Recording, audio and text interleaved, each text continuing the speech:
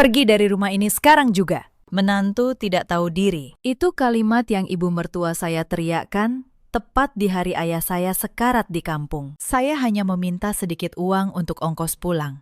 Mereka menampar saya, lalu melempar koper saya ke lantai. Tapi malam itu, mereka belum tahu satu hal. Perusahaan tempat suami saya bekerja, gaji yang mereka hamburkan setiap bulan, rumah mewah yang mereka banggakan. Semuanya berdiri di atas nama saya. Dan saya baru saja membuka aplikasi yang akan mengubah segalanya. Halo sahabat, selamat datang kembali di kanal ini. Sebelum cerita dimulai, tuliskan di kolom komentar kalian menyimak dari kota mana. Jangan lupa like dan subscribe agar kanal ini terus bisa menghadirkan kisah-kisah penuh makna. Sekarang, mari kita mulai.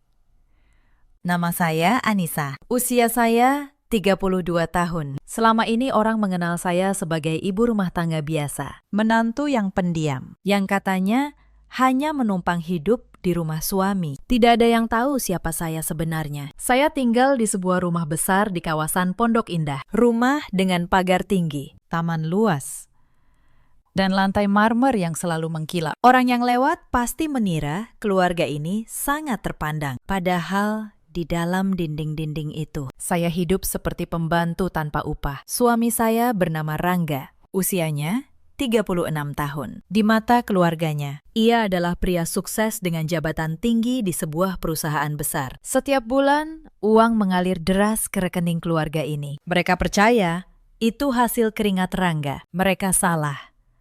Rangga hanyalah seorang manajer dengan gaji standar. Uang miliaran yang membiayai gaya hidup mewah keluarga ini bukan dari dia. Uang itu dari saya, dari perusahaan yang saya bangun sendiri. Diam-diam, dari balik layar. Tapi itu rahasia yang saya simpan rapat. Demi menjaga harga diri suami saya. Demi keutuhan rumah tangga, yang ternyata sudah lama keropos. Ibu mertua saya bernama Bu Sutina. Usianya 60 tahun. Wajahnya selalu dipenuhi riasan tebal. Bicaranya selalu lantang dan merendahkan. Bagi dia, saya hanyalah perempuan kampung yang beruntung bisa menikahi anaknya. Lalu ada adik ipar saya, Ulan. Usianya 29 tahun. Ia tidak bekerja. Kerjanya hanya berbelanja, nongkrong di kafe mahal, dan memamerkan barang mewah di media sosial. Ulan dan ibunya adalah dua orang yang paling rajin menghabiskan uang saya. Pernikahan saya dengan Rangga sudah berjalan 4 tahun. 4 tahun yang terasa seperti hukuman seumur hidup. Awalnya tidak begitu. Dulu, Rangga lembut. Ia mengejar saya dengan sungguh-sungguh. Saat itu, saya baru saja merintis bisnis. Sebuah usaha distribusi yang saya mulai dari nol. Saya bekerja siang dan malam. Dan perlahan, usaha itu tumbuh menjadi sebuah perusahaan yang besar. Saya memilih merahasiakan itu dari keluarga Rangga. Saya pikir, jika mereka tahu, saya yang menanggung semuanya. Ego Rangga sebagai suami akan terluka. Jadi saya biarkan mereka percaya bahwa Rangga lah tulang punggung keluarga. Sedikit yang mereka tahu, bisnis saya tidak dibangun dalam semalam. Saya memulainya dari sebuah kamar kos sempit. Bertahun-tahun sebelum saya menikah, saya menjual barang secara daring, mengemas pesanan sendiri, dan mengantarnya sendiri ke jasa pengiriman. Saya sering tidak tidur, menghitung modal yang pas-pasan, dan menangis diam-diam saat usaha hampir bangkrut. Tapi saya tidak pernah menyerah. Sedikit demi sedikit, usaha itu tumbuh. Dari satu gudang kecil menjadi beberapa gudang besar. Dari beberapa karyawan menjadi ratusan. Saya mengubahnya menjadi sebuah perusahaan distribusi yang besar dan dihormati. Semua itu hasil keringat dan air mata saya sendiri. Tidak ada Rp1 pun dari keluarga Rangga. Itulah mengapa setiap kali mereka menghina saya sebagai menantu miskin, hati saya terasa perih. Bukan karena saya merasa miskin, tapi karena mereka menginjak-injak sesuatu yang saya bangun dengan susah payah, tanpa pernah tahu nilainya. Kartu rekening utama perusahaan, salinannya, saya serahkan kepada Rangga. Saya katakan, itu kartu gajinya. Bu Sutinah merebut kartu itu dengan dalih mengatur keuangan rumah tangga. Dan sejak itu, mereka menikmati uang saya seolah itu hak mereka. Setiap pagi, saya bangun paling awal. Saya menyiapkan sarapan untuk semua orang. Saya membereskan rumah, walaupun ada Mbak Asi yang membantu. Lalu saya pura-pura pergi arisan, padahal saya pergi ke kantor saya sendiri, mengendalikan perusahaan dari balik layar. Tidak ada yang tahu.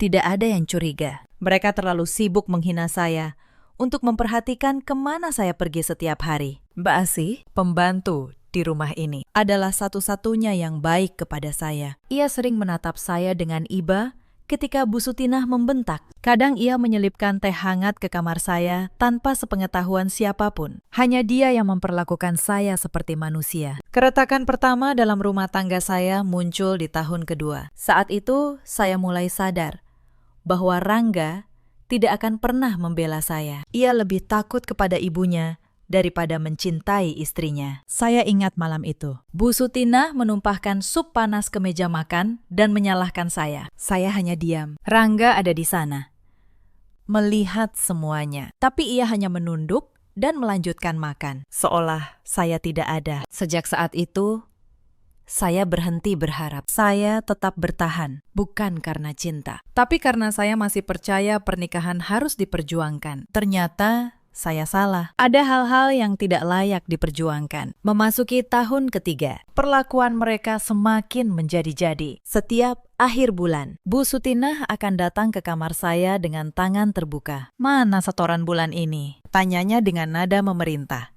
"Suami kamu sudah capek kerja. Sudah seharusnya kamu yang mengatur agar uangnya cukup untuk keluarga ini." Saya menyerahkan amplop berisi uang tunai. Uang yang sebenarnya berasal dari perusahaan saya sendiri. Bu Sutinah membuka amplop itu, menghitungnya di depan saya, lalu mendengus. "Cuma segini, anak saya gajinya puluhan juta. Kamu apakan sisanya? Jangan-jangan kamu diam-diam menyimpan untuk keluargamu di kampung." Saya hanya menunduk. Saya tahu jika saya menjawab, pertengkaran akan pecah lebih besar. Lebih baik saya diam. Tapi diam saya selama ini, ternyata mereka anggap sebagai kelemahan. Wulan adalah cerita lain. Adik ipar saya itu memperlakukan saya seperti mesin uang berjalan. Suatu sore ia pulang membawa sebuah tas bermerek dari butik mahal. Tas yang harganya bisa untuk membeli sepeda motor baru. "Mbak, talangin dulu ya," katanya santai, sambil melempar tas itu ke sofa. "Nanti kalau Mas Rangga gajian, dipotong saja dari situ. Lagian, uang keluarga ini kan banyak." Saya menatap tas itu. Lalu saya menatap Wulan yang sudah sibuk berfoto untuk media sosialnya. Ia bahkan tidak menunggu jawaban saya. Baginya, kata-katanya adalah perintah yang harus saya turuti. Malam itu, saya menghitung dalam diam. Sudah berapa banyak uang yang mereka hambur-hamburkan dari keringat saya? Sudah berapa banyak harga diri yang saya korbankan demi rumah tangga yang sebenarnya hanya satu arah? Tapi puncak dari semua itu belum datang. Malam itu, saya belum tahu badai yang sesungguhnya baru akan dimulai. Beberapa minggu kemudian, masalah keuangan keluarga ini mulai terlihat. Wulan terlilit utang. Gaya hidupnya yang gila-gilaan akhirnya menjeratnya. Ia berutang kepada banyak orang demi tampil seperti sosialita. Bu Sutinah panik. Tapi alih-alih menasihati anaknya, ia justru mencari cara agar Rangga ikut menanggung utang itu. Suatu malam, saya tidak sengaja mendengar percakapan mereka di ruang keluarga. "Rangga, kamu harus tanda tangan surat ini," kata Bu Sutinah. "Ini surat jaminan utang adikmu. Kamu kakaknya, sudah seharusnya kamu yang menanggung kalau dia kesulitan." Saya menahan napas di balik dinding. Saya berharap, untuk sekali saja, Rangga akan menolak. Saya berharap ia akan berpikir tentang masa depan keluarga kecil kami sendiri. Tapi harapan itu hancur. "Iya, Bu." Terdengar suara Rangga yang lemah. Saya tanda tangan sekarang. Saya menutup mulut saya agar tidak terdengar. Pria yang seharusnya menjadi pelindung saya baru saja mempertaruhkan segalanya demi keserakahan keluarganya. Tanpa berdiskusi dengan saya, tanpa peduli sedikit pun pada saya. Sejak malam itu, saya mulai memikirkan sesuatu yang selama ini saya tunda karena saya masih percaya pada pernikahan ini. Hari-hari berikutnya semakin berat. Suatu siang, Bu Sutinah mengadakan arisan di rumah. Semua kerabat berkumpul. Ruang tamu penuh dengan ibu-ibu yang sibuk bergosip sambil menikmati hidangan yang saya masak sejak subuh. Di tengah keramaian itu, Bu Sutinah memanggil saya. "Anissa, "Kesini," katanya dengan suara lantang agar semua orang mendengar. Saya datang sambil membawa nampan berisi teh. "Lihat menantu saya ini," katanya kepada para tamu. "Sudah saya nikahkan dengan anak saya yang hebat, tapi tetap saja tidak punya kelas. Dari kampung memang susah diajari. Untung anak saya mau menerima dia." Para tamu tertawa kecil. Saya berdiri di sana, menahan nampan dengan tangan yang gemetar. Wajah saya panas menahan malu. Tapi saya tidak boleh menangis. Tidak di depan orang-orang ini. Saya hanya tersenyum tipis. Lalu saya meletakkan teh dan berjalan kembali ke dapur. Di belakang saya, tawa mereka masih terdengar. Saya mencengkeram tepi meja dapur. Air mata saya jatuh, tapi saya hapus dengan cepat. Malam itu, untuk pertama kalinya dalam 4 tahun, saya membuka laptop kerja saya dan menatap angka-angka di layar. Aset perusahaan saya, saham, properti, semua atas nama saya. Dan tiba-tiba saya sadar, saya tidak selemah yang mereka kira. Tapi saya belum bertindak, saya masih menunggu. Saya tidak tahu apa yang saya tunggu. Mungkin saya menunggu satu alasan terakhir untuk berhenti bersabar. Alasan itu datang lebih cepat dari yang saya bayangkan. Keesokan harinya, Wulan masuk ke kamar saya tanpa mengetuk. Ia mencari saya untuk meminta uang lagi. Saat itu, saya sedang bekerja. Laptop saya terbuka di atas meja. "Mbak, aku butuh uang 15 juta, katanya tanpa basa-basi, buat bayar cicilan." Saya menjawab dengan tenang bahwa kali ini saya tidak bisa. Wajah Wulan langsung berubah. Ia tidak terbiasa ditolak. Dengan emosi, ia menyambar laptop saya dari meja dan membantingnya ke lantai. "Sombong sekali kamu sekarang," teriaknya. "Cuma menantu numpang hidup, berani menolak permintaanku." Laptop saya pecah, layarnya retak. Di dalamnya ada data pekerjaan saya. Saya menatap benda itu di lantai, lalu menatap Wulan yang berdiri dengan angkuh. Sesuatu di dalam dada saya mulai mengeras menjadi batu. Tapi saya tetap diam. Saya pungut laptop itu. Saya simpan, karena saya tahu semua data penting saya tersimpan aman di tempat lain. Wulan hanya menghancurkan sebuah benda. Ia tidak tahu, ia baru saja mempercepat kehancurannya sendiri. Ada satu hari yang tidak akan pernah saya lupakan. Pagi itu, saya bangun dengan badan demam tinggi. Kepala saya berdenyut dan tubuh saya menggigil. Saya hampir tidak bisa berdiri, tapi tidak ada yang peduli. "Anissa, mana sarapan saya?" teriak Bu Sutinah dari ruang makan. "Sudah siang begini kamu masih bermalas-malasan? Dasar menantu pemalas." Saya menjelaskan dengan suara lemah bahwa saya sedang sakit. Bu Sutinah masuk ke kamar, menatap saya dengan jijik. Sakit sedikit saja sudah mengeluh. Dulu waktu saya muda, sakit pun tetap mengurus rumah. Cepat bangun. Ada Mbak Asih bukan berarti kamu bisa bermalas-malasan. Kamu istri, kamu yang harus mengurus suami. Saya memaksakan diri bangun dengan tubuh menggigil. Saya menyiapkan sarapan untuk semua orang. Mbak Asih mencoba membantu saya diam-diam, tapi Bu Sutinah memergokinya dan memarahinya. "Biarkan dia sendiri yang kerjakan," bentaknya. Itu kewajibannya. Hari itu, sambil menahan demam, saya mencuci, memasak, dan membersihkan rumah. Tidak ada satupun dari mereka yang menawarkan segelas air. Rangga melihat saya pucat dan lemah, tapi ia hanya berlalu begitu saja, seolah saya hanya perabotan yang tidak penting. Malam itu, saya tergeletak di kamar dengan demam yang semakin tinggi. Saya menatap langit-langit kamar dalam gelap. Saya bertanya kepada diri saya sendiri, apa yang saya cari di rumah ini? Mengapa saya rela menyiksa diri demi orang-orang yang bahkan tidak menganggap saya manusia? Saat itu, di tengah demam dan kesepian, benih keputusan itu mulai tumbuh di hati saya. Tapi saya masih menahannya. Saya masih memberi mereka satu kesempatan terakhir, tanpa mereka sadari. Ibu saya, maksud saya, ibu kandung saya, sempat menelepon saya untuk menanyakan kabar. Saat itu, saya sedang di ruang makan. Bu Sutinah mendengar saya menyebut kata kampung di telepon. Begitu saya menutup telepon, ia langsung menyindir dengan nada keras. "Pasti minta uang lagi. Ya, keluargamu di kampung itu memang dasar keluarga miskin. Tidak ada habisnya. Untung anak saya yang menanggung kalian semua. Saya ingin sekali menjelaskan bahwa keluarga saya tidak pernah meminta apapun. Bahwa justru sayalah yang menanggung mereka. Dan menanggung keluarga ini juga. Tapi saya menahan diri. Bukan saatnya. Belum. Lalu ada satu kejadian yang paling melukai harga diri saya. Suatu malam, sebuah vas bunga kesayangan Bu Sutinah pecah. Sebenarnya Wulan yang menyenggolnya saat sibuk berfoto. Tapi Bu Sutinah langsung menuding saya. Kamu yang memecahkannya, kan? Bentaknya. Dasar ceroboh. Vas itu mahal. Sekarang minta maaf. Berlutut dan minta maaf di depan saya. Saya tahu saya tidak bersalah. Tapi demi menghindari keributan yang lebih besar. Dan demi Rangga yang hanya dia menonton. Saya menunduk.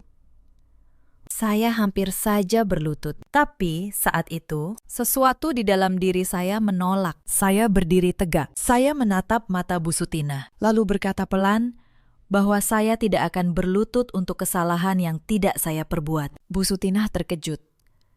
Ini pertama kalinya saya melawan. Wulan menatap saya dengan sinis. Rangga akhirnya angkat bicara. Tapi bukan untuk membela saya. Minta maaf saja. Anissa, katanya datar. Apa susahnya? Kamu memang selalu bikin ribut. Malam itu, saya tidur dengan hati yang sudah bulat. Saya sadar. Di rumah ini, saya tidak akan pernah dianggap manusia. Tidak peduli seberapa banyak yang saya korbankan. Yang mereka lihat hanyalah menantu yang bisa diinjak kapan saja.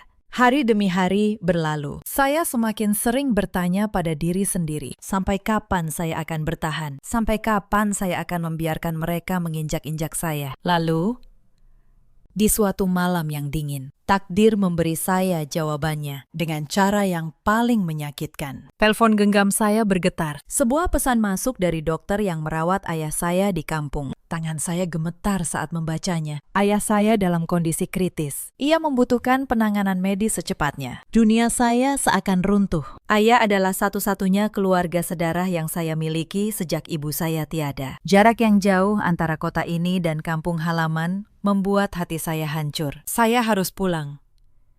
Sekarang juga.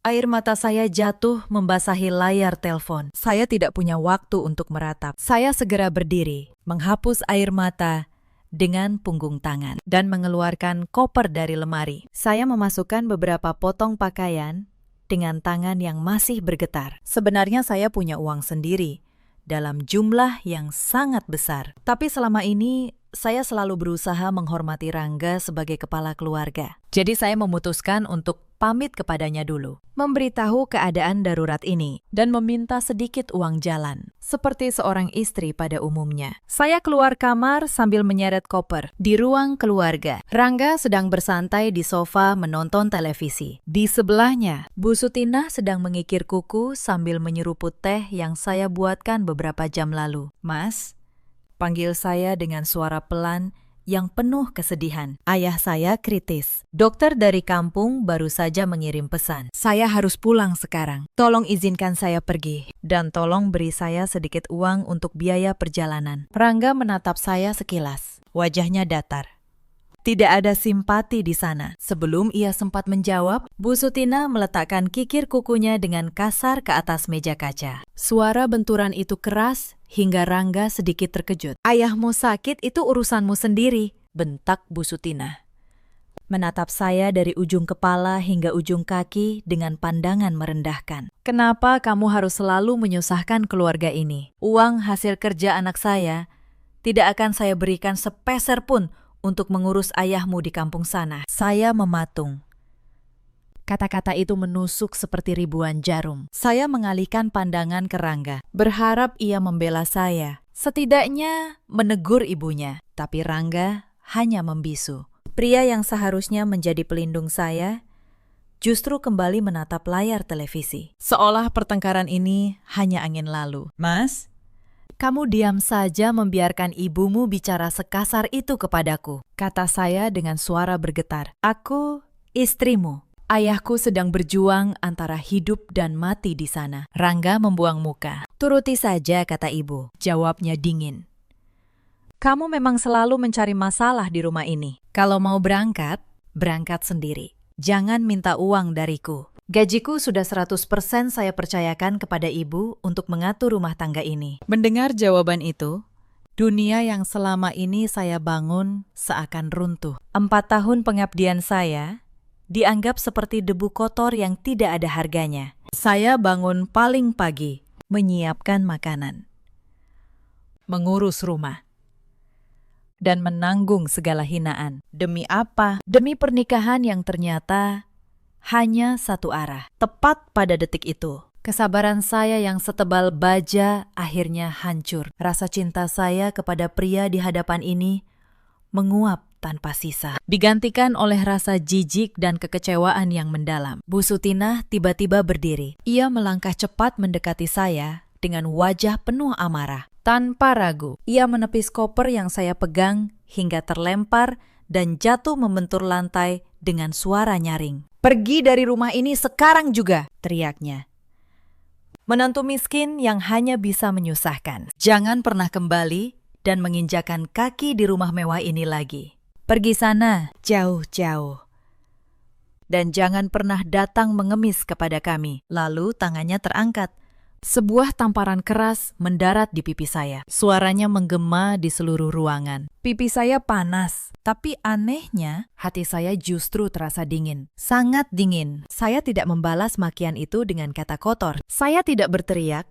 Saya hanya menunduk perlahan, mengambil gagang koper yang terjatuh, lalu menegakkan kembali tubuh saya. Saya menatap lekat mata Bu Sutinah dan Rangga bergantian. Tidak ada lagi air mata di sana. Tidak ada lagi tatapan memohon. Yang tersisa hanyalah sorot setajam pisau. "Baiklah," kata saya dengan suara yang sangat tenang. "Saya akan pergi detik ini juga, sesuai permintaan ibu. Dan saya pastikan dengan seluruh hidup saya. Saya tidak akan pernah datang mengemis kepada kalian." Tanpa menoleh lagi, saya membalikan badan dan melangkah menuju pintu utama. Suara roda koper yang bergesekan dengan lantai marmer terdengar nyaring, mengiringi kepergian saya dari rumah yang penuh kebohongan itu. Begitu kaki saya melewati pagar besi depan rumah, saya berhenti sejenak di tepi jalan. Saya merogoh tas dan mengeluarkan telepon genggam. Dengan jari yang sangat mantap, tanpa ragu sedikit pun, saya membuka sebuah aplikasi. Bukan aplikasi perbankan biasa. Ini adalah sistem manajemen perusahaan saya. Sistem yang terhubung langsung ke pusat kendali dari seluruh aset yang selama ini menghidupi keluarga itu.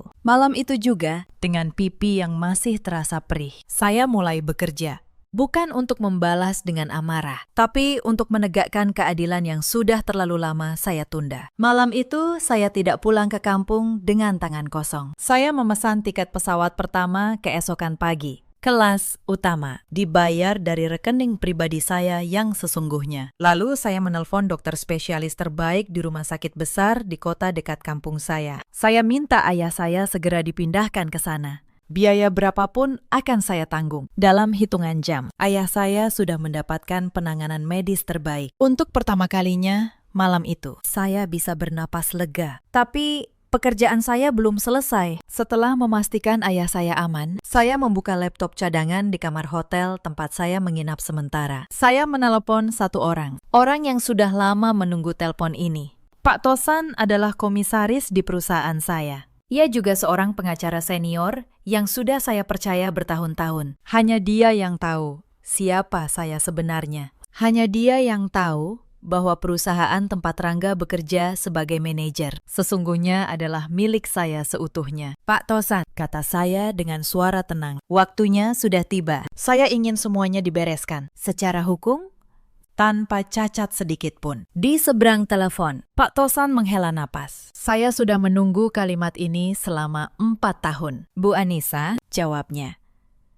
"Semua dokumen sudah siap. Kita bisa mulai besok pagi." Saya menutup telepon.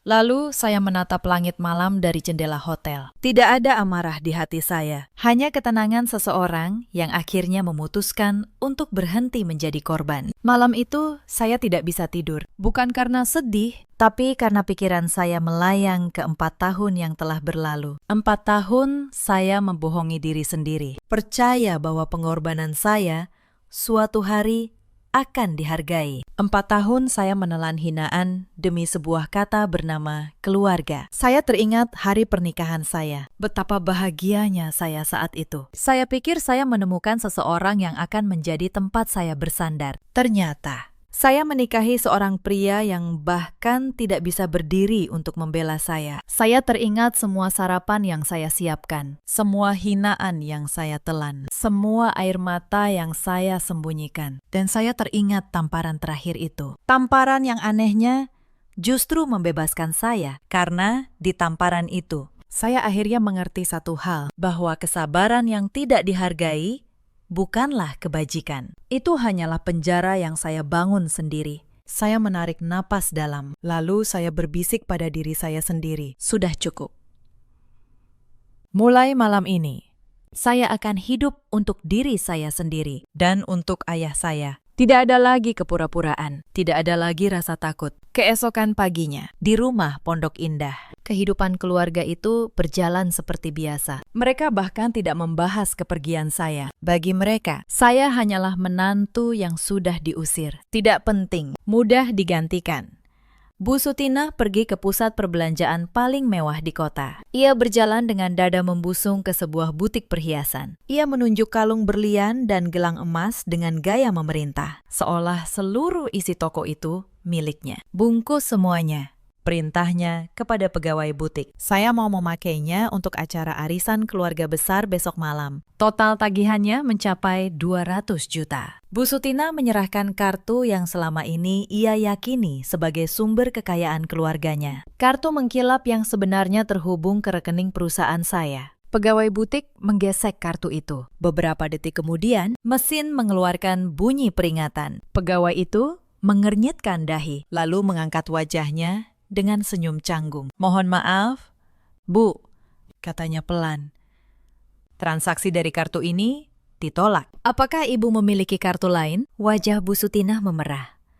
"Tidak mungkin," bentaknya keras. "Anak laki-laki saya gajinya puluhan juta setiap bulan. Coba gesek lagi.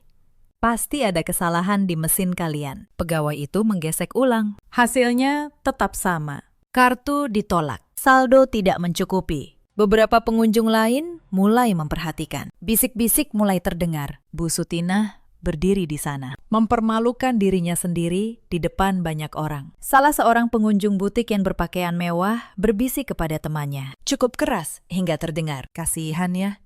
Sok kaya, tapi kartunya ditolak." Bu Sutina mendengarnya. Wajahnya semakin merah. Ia ingin membantah, tapi tidak ada yang bisa ia katakan. Kartu di tangannya, yang selama ini menjadi sumber kesombongannya, kini menjadi sumber kehinaannya. Dengan tangan gemetar, menahan malu, Bu Sutina menyambar kartunya kembali. "Saya tidak jadi beli," katanya dengan suara tinggi, berusaha menutupi rasa malu. "Pelayanan di sini buruk sekali." Ia berjalan keluar butik secepat mungkin, meninggalkan tatapan heran dan tawa tertahan di belakangnya. Apa yang tidak ia tahu adalah, pagi itu juga, saya bersama Pak Tosan sudah melakukan langkah pertama. Saya memblokir akses kartu turunan yang selama ini mereka pakai. Sah.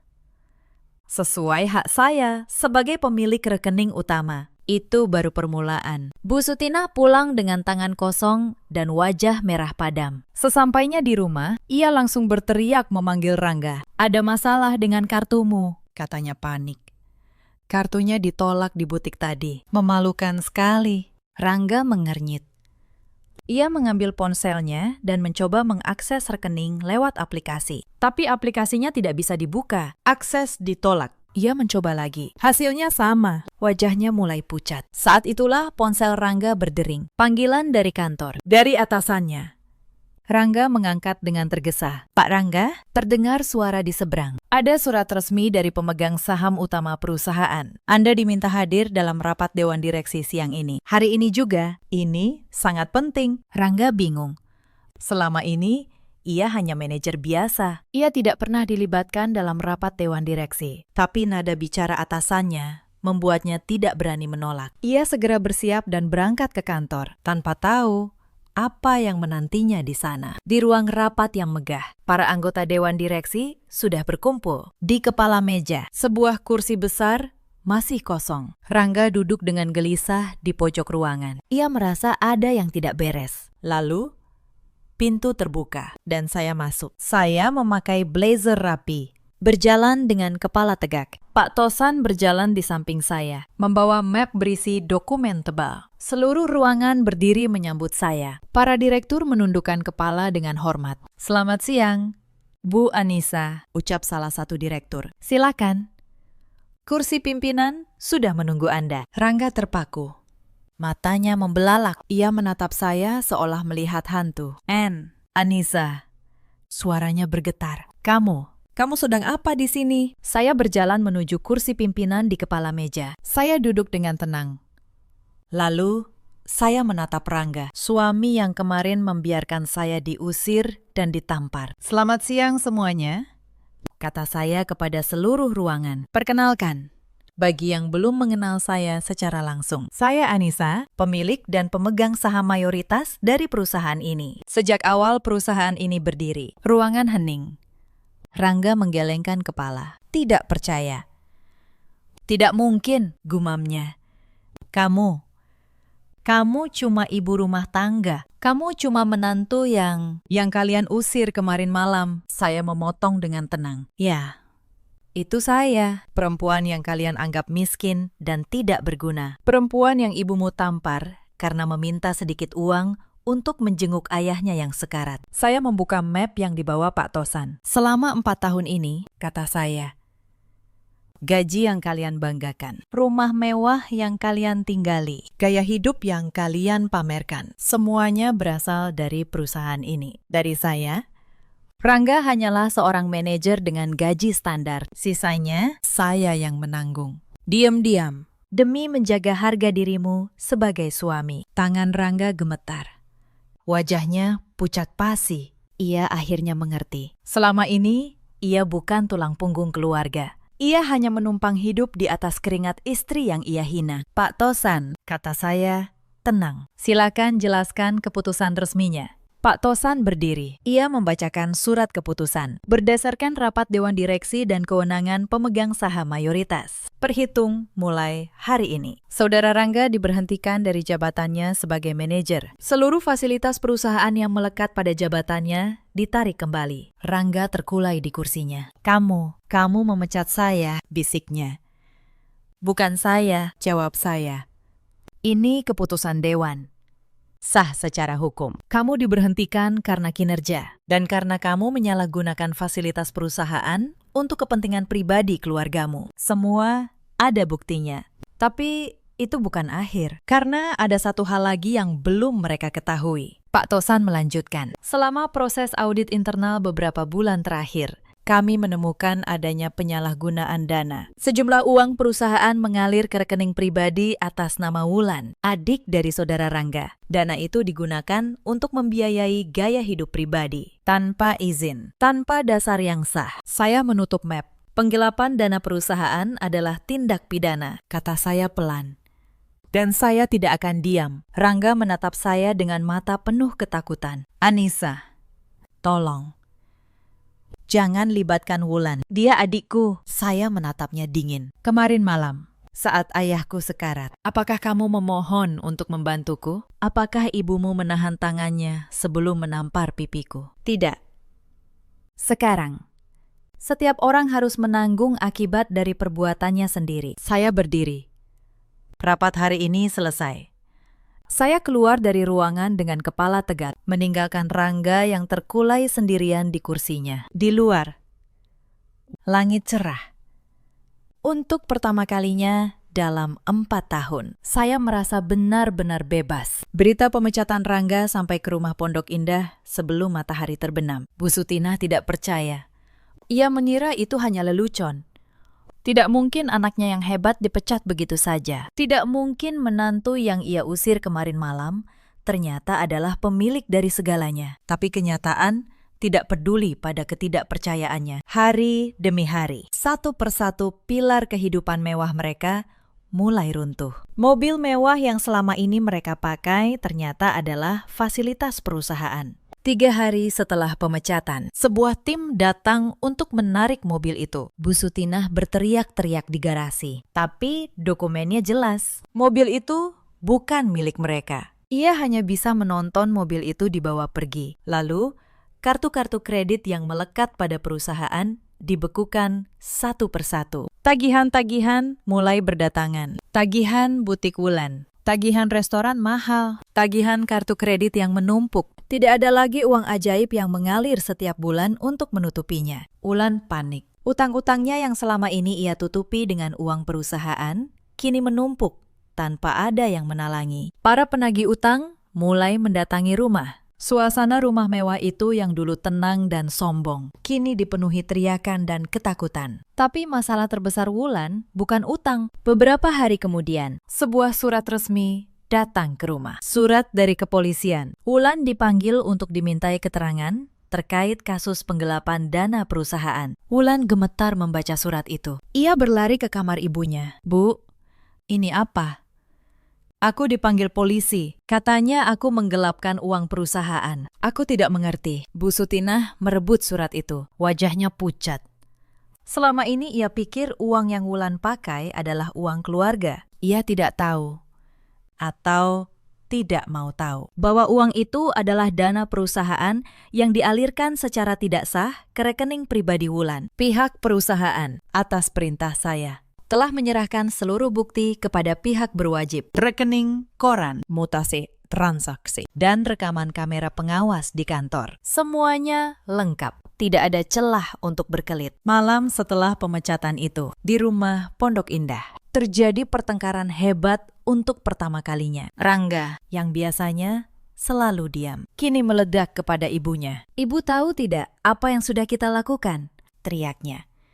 "Selama ini kita hidup dari uang Anissa. Perempuan yang ibu tampar kemarin malam adalah pemilik dari segalanya. Ibu, kuku, rumah, mobil, semuanya dari dia. Dan kita mengusirnya saat ayahnya sekarat." Bu Sutinah tidak mau mengakui. "Mana saya tahu," jeritnya.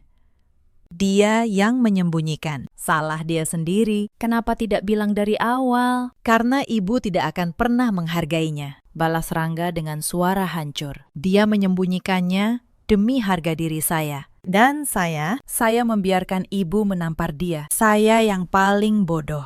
Tapi penyesalan itu datang terlambat, jauh terlambat. Tidak ada lagi yang bisa mereka lakukan untuk mengembalikan apa yang sudah hilang. Roda kehidupan sudah berputar, dan kini mereka berada di posisi paling bawah. Beberapa hari kemudian, di pagi yang cerah, sebuah mobil patroli polisi berhenti di depan rumah Pondok Indah. 2 petugas turun dan mengetuk pintu. Wulan membuka pintu dengan tubuh gemetar. "Saudari Wulan," kata petugas itu dengan tegas, "Anda telah terbukti secara sah dan meyakinkan melakukan penggelapan dana perusahaan. Anda harus ikut kami untuk proses hukum lebih lanjut." "Tidak," jerit Wulan. "Aku tidak bersalah. Aku hanya meminjam. Itu uang keluarga. Ibu, tolong aku." "Mas Rangga, tolong." Petugas itu memasangkan borgol ke pergelangan tangan Wulan. Wulan meronta dan menangis histeris. Bu Sutinah berlari keluar, menjatuhkan dirinya di depan kaki petugas, memohon dengan air mata bercucuran. "Pak polisi, tolong lepaskan anak saya," ratapnya. "Anak saya orang baik. Pasti ada kesalahpahaman. Tolong jangan bawa dia." Petugas itu menatap Bu Sutinah dengan sopan namun tegas. "Maaf, Bu. Kami hanya menjalankan tugas. Bukti sudah sangat kuat. Proses hukum harus berjalan." Rangga berdiri di sudut ruangan. Ia hanya bisa menonton adiknya diseret keluar. Ia tidak punya kekuatan apapun untuk menolong. Pria yang dulu merasa berkuasa, kini hanya berdiri mematung, tidak berdaya. Wulan terus berteriak memanggil ibunya saat ia dimasukkan ke mobil patroli. Bu Sutinah berlari mengejar, tapi mobil itu melaju pergi. Ia jatuh terduduk di tengah jalan, menangis meraung-raung. Tetangga-tetangga yang dulu mereka rendahkan, kini berdiri di depan rumah masing-masing, menonton dengan tatapan iba bercampur kepuasan. Di tahanan, Wulan yang dulu terbiasa hidup mewah, kini harus tidur di ruangan sempit bersama orang asing. Tidak ada lagi tas bermerek. Tidak ada lagi kafe mahal. Tidak ada lagi pengikut yang memuji fotonya di media sosial. Hanya ada dinding dingin dan penyesalan. Perempuan yang dulu memandang rendah semua orang, kini menjadi orang yang paling tidak berdaya. Kabar penangkapan Wulan menyebar cepat di lingkungan mereka. Orang-orang yang dulu iri pada kemewahan keluarga itu, kini hanya menggeleng. Sebagian merasa kasihan, sebagian merasa itu adalah ganjaran yang setimpal. Roda kehidupan memang berputar, dan keluarga yang dulu di atas, kini terjatuh ke titik paling bawah. Tapi karma keluarga itu belum berhenti. Surat jaminan utang yang dulu ditandatangani Rangga untuk Wulan, kini berbalik menjeratnya. Karena Wulan tidak mampu membayar, dan Rangga sudah menjamin secara hukum. Beban utang itu jatuh ke pundak Rangga. Utang yang jumlahnya sangat besar. Utang yang tidak mungkin ia bayar dengan kondisinya sekarang. Dan rumah mewah di Pondok Indah itu. Rumah yang selama ini mereka banggakan kepada semua orang. Rumah itu ternyata juga bukan milik mereka. Beberapa tahun lalu, saat keuangan keluarga Rangga sedang sulit, sebelum saya menyembunyikan kekayaan saya, rumah itu sebenarnya dibeli dengan dana dari perusahaan saya atas saran Pak Tosan. Sertifikat rumah itu sah atas nama saya. Rangga dan keluarganya hanya menempatinya. Mereka tidak pernah membaca detail dokumennya. Mereka terlalu sombong untuk peduli. Suatu pagi, sebuah papan besar dipaku di pagar besi rumah itu. Papan bertuliskan huruf kapital tebal berwarna merah. Rumah ini telah berpindah kepemilikan. Penghuni diminta segera mengosongkan bangunan. Suara ketukan palu yang memaku papan itu seolah menjadi palu godam yang menghancurkan sisa harga diri keluarga Rangga. Mereka bangkrut, hancur, menanggung malu yang tidak tertahankan, dan dibebani utang yang tidak mungkin lunas. Bu Sutina dan Rangga dipaksa mengosongkan rumah hari itu juga. Tidak ada lagi koper mahal.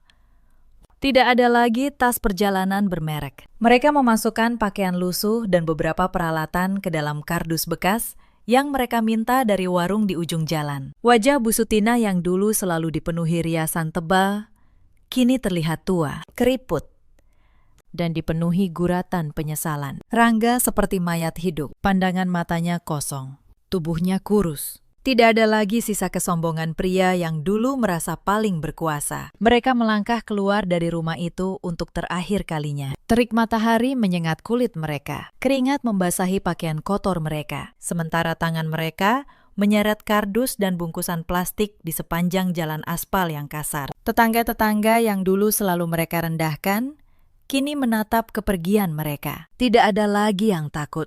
Tidak ada lagi yang hormat. Hanya ada tatapan yang seolah berkata, inilah akibat dari kesombongan yang dipelihara terlalu lama. Sementara itu, jauh dari hiruk-pikuk itu, saya berada di kampung halaman. Di sisi ayah saya, berkat penanganan medis terbaik yang saya biayai, kondisinya berangsur membaik. Dokter menyatakan ayah saya melewati masa kritis dengan selamat. Saya menggenggam tangan ayah saya yang mulai hangat kembali. Air mata saya jatuh, tapi kali ini air mata bahagia. Ayah saya membuka mata, menatap saya, dan tersenyum lemah. Anissa, bisiknya. Kamu di sini? Saya di sini. Ya, jawab saya sambil tersenyum. Sekarang, ayah hanya perlu istirahat dan sembuh. Semuanya akan baik-baik saja. Saya berjanji. Selama berhari-hari saya menemani ayah saya. Saya menyuapinya. Menemaninya berjalan pelan di taman rumah sakit dan bercerita tentang hal-hal ringan. Untuk pertama kalinya dalam waktu yang lama, saya merasakan kehangatan keluarga yang sesungguhnya, tanpa hinaan, tanpa kepura-puraan. Beberapa minggu kemudian, ayah saya pulih sepenuhnya. Saya membawanya untuk tinggal bersama saya di sebuah rumah baru yang saya beli. Rumah yang tenang, jauh dari kenangan pahit masa lalu. Rumah yang benar-benar menjadi milik saya. Dibangun dari kerja keras saya sendiri. Suatu sore, saat saya sedang menemani ayah saya minum teh di teras, telepon genggam saya berdering. Nomor tak dikenal. Saya mengangkatnya. Suara di seberang membuat saya terdiam sejenak. Itu suara Bu Sutina. Anissa. Suaranya parau dan memohon. Tolong aku. Nak, Wulan masih di tahanan. Aku butuh uang untuk jaminan. Rangga sakit. Kami tidak punya tempat tinggal. Tolong. Sebagai menantu, bantulah kami. Saya menarik napas pelan. Tidak ada amarah di hati saya. Tidak ada juga rasa kasihan. Hanya ada ketenangan seseorang yang sudah melewati badai. Bu, kata saya, tenang. Kemarin malam, saat ayah saya sekarat, saya datang kepada ibu meminta sedikit uang untuk ongkos pulang. Apa yang ibu lakukan?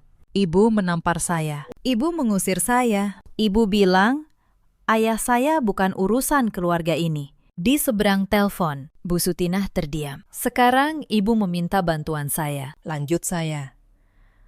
Tapi saya tidak akan mengemis kepada siapapun, dan saya juga tidak akan membiarkan diri saya diinjak 2 kali. Setiap orang dewasa harus menanggung akibat dari perbuatannya sendiri. Itu yang dulu ibu ajarkan kepada saya dengan cara yang sangat kejam. Tapi saya bukan orang yang sama seperti kalian, kata saya lagi. Saya tidak akan membiarkan kalian kelaparan di jalan. Saya akan memberi bantuan secukupnya, agar ibu bisa berobat. Bukan karena saya berutang apapun kepada kalian, tapi karena saya tidak ingin menjadi seperti kalian. Anggap ini pelajaran terakhir dari saya. Saya menutup telepon. Saya memang mengirimkan sejumlah bantuan untuk pengobatan Bu Sutinah. Bantuan bersyarat melalui Pak Tosan, agar tidak ada lagi kontak langsung. Bukan untuk Wulan yang harus menjalani proses hukum. Dan bukan untuk Rangga yang harus menanggung utangnya sendiri. Hanya secukupnya, agar wanita tua itu tidak mati sia-sia di jalanan. Setelah itu, saya tidak pernah lagi mendengar kabar mereka secara langsung. Saya menutup pintu masa lalu itu rapat-rapat. Beberapa bulan kemudian, hidup saya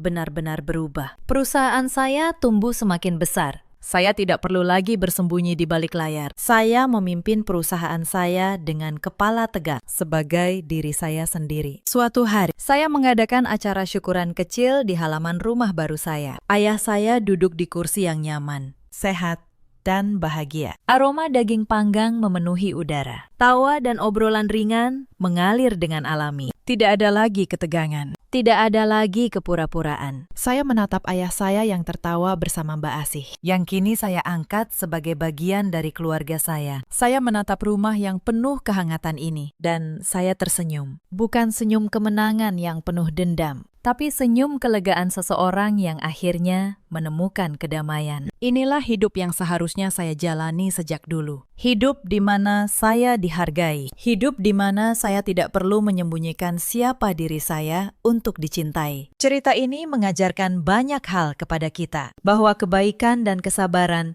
bukanlah kelemahan, bahwa harga diri seseorang tidak ditentukan oleh seberapa banyak ia diam menahan hinaan, dan bahwa setiap perbuatan, baik atau buruk, pada akhirnya akan kembali kepada pelakunya sendiri. Jangan pernah menilai seseorang dari penampilannya. Jangan pernah merendahkan orang yang sedang bersabar, karena kamu tidak pernah tahu kekuatan apa yang ia simpan di balik diamnya. Dan jangan pernah menukar orang yang tulus mencintaimu demi keserakahan dan kesombongan sesaat. Di luar sana, ada banyak perempuan seperti saya dulu. Perempuan yang bekerja keras, yang berkorban tanpa pamrih, tapi justru direndahkan oleh orang-orang terdekatnya. Jika kamu salah satunya, ingatlah, kesabaranmu ada batasnya, dan kamu berhak untuk memilih kebahagiaanmu sendiri. Ada juga banyak suami seperti Rangga, pria yang lebih takut kepada orang lain daripada melindungi pasangannya sendiri. Pada akhirnya, mereka kehilangan orang yang paling berharga dalam hidup mereka, dan penyesalan itu datang ketika semuanya sudah terlambat. Ada pula para ibu mertua seperti Bu Sutinah yang memandang menantu dengan kebencian. Lupa bahwa menantu juga manusia yang punya hati dan harga diri. Kesombongan yang mereka pelihara pada akhirnya menghancurkan diri mereka sendiri. Dalam hidup, kita selalu punya pilihan. Pilihan untuk bertahan atau pilihan untuk pergi dan memulai lembaran baru. Pilihan untuk membalas dengan dendam atau membalas dengan menjadi pribadi yang lebih kuat dan lebih bermartabat. Saya memilih untuk pergi. Saya memilih untuk berdiri di atas kaki saya sendiri. Dan itu adalah keputusan terbaik dalam hidup saya. Terima kasih, sahabat, sudah menyimak kisah ini sampai akhir. Jika cerita ini menyentuh hati kalian, ceritakan pengalaman kalian di kolom komentar. Jangan lupa like dan subscribe agar kanal ini terus bisa menghadirkan kisah-kisah penuh makna. Sampai jumpa di cerita berikutnya. Jaga diri kalian baik-baik dan jangan pernah menyerah pada harga diri kalian sendiri. Malam itu suamiku menatapku dingin saat ibunya mematahkan jari tanganku satu persatu di meja makan. Katanya, itu hukuman karena saya berani membantah. 3 hari kemudian, mereka datang ke rumah sakit untuk menertawakanku. Tapi ranjangku kosong. Dan dokter baru saja menyerahkan 1 map coklat ke tanganku. Saat mereka pulang dan membuka pintu rumah, mereka membeku. Karena rumah itu ternyata tidak pernah menjadi milik mereka. Halo, sahabat kisah kehidupan. Selamat datang kembali di kanal ini. Sebelum kita mulai, tekan tombol berlangganan dan nyalakan lonceng supaya tidak ketinggalan kisah berikutnya. Kisah malam ini tentang seorang perempuan yang dianggap lemah selama 7 tahun. Sampai suatu hari, ia memutuskan untuk berhenti diam. Nama saya Nareswari Laksita, 32 tahun. Saya bekerja sebagai notaris di sebuah kantor di kawasan Menteng. Sudah 7 tahun, saya menjadi menantu keluarga Wirakusuma. Dan selama 7 tahun itu, saya belajar satu hal, bahwa di rumah ini, kesabaran saya selalu dibaca sebagai kelemahan. Saya menikah dengan Bagas Wirakusuma 7 tahun lalu. Waktu itu, ia lembut, sopan, penuh janji. Ia bilang, kita akan membangun rumah tangga yang setara. Saya percaya, saya menyerahkan seluruh hati saya. Tapi pernikahan mengubah banyak hal. Setelah resepsi, kami pindah ke sebuah rumah besar di kawasan Kebayoran Baru. Rumah 2 lantai dengan taman depan yang luas. Semua orang mengira itu rumah keluarga Wirakusuma. Saya membiarkan mereka percaya begitu. Karena ada hal-hal yang lebih baik disimpan. Sampai waktunya tepat. Ibu mertua saya bernama Sukmawati, 61 tahun. Perempuan dengan punggung tegap dan tatapan yang selalu menilai. Sejak hari pertama, ia tidak pernah memanggil saya menantu. Ia memanggil saya anak orang luar. Bapak mertua saya, Darmaji, lebih banyak diam. Tapi diamnya bukan kebaikan. Diamnya adalah izin. Setiap kali ibu mertua merendahkan saya, ia hanya menonton sambil menyeruput tehnya. Lalu ada Anindya, adik ipar saya, 28 tahun. Wajahnya manis, tapi mulutnya tajam. Ia pandai sekali memutar setiap kalimat saya menjadi kesalahan. Dan suami saya, Bagas. Bagas berubah menjadi anak yang tidak pernah bisa berkata tidak kepada ibunya. Setiap kali saya mengadu, ia menjawab dengan kalimat yang sama. Sudahlah, Sari, ibu sudah tua. Mengalah saja, mengalah. Selalu saya yang harus mengalah. Saya menelan semuanya demi pernikahan yang saya pikir masih bisa diselamatkan. Tahun pertama, saya kira hanya butuh penyesuaian. Saya bangun paling pagi, memasak untuk seisi rumah. Saya mengurus belanja, tagihan, semua keperluan dapur. Tidak ada yang tahu, gaji notaris saya lah yang menutup semua itu. Bagas hanya pegawai biasa di perusahaan properti. Gajinya habis untuk dirinya sendiri. Tapi di depan keluarga besar, ia berlagak sebagai tulang punggung. Dan saya membiarkannya. Lagi-lagi, saya membiarkannya. Tahun ketiga, tekanan berpindah ke satu hal. Anak. Kami belum dikaruniai anak. Bagi ibu mertua, itu menjadi senjata baru. Perempuan yang tidak bisa memberi keturunan itu sia-sia, katanya suatu sore. Ia mengucapkannya di depan tamu sambil tersenyum.